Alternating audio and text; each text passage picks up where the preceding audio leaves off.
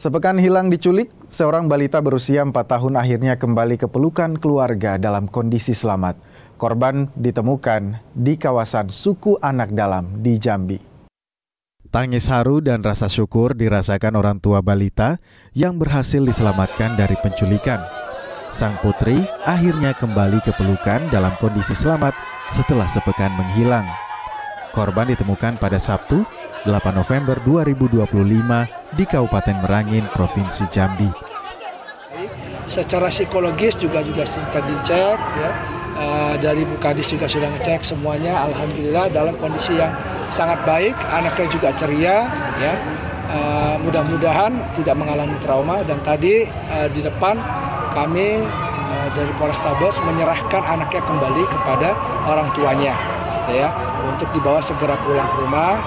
Dan kita berharap tidak ada kejadian seperti ini. Pendampingan pasti ada, pasti.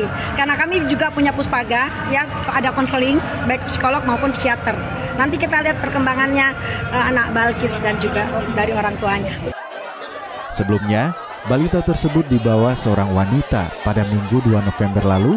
Saat itu korban bersama ayahnya bermain di lapangan Taman Pakui Sayang, Kota Makassar. Tim Liputan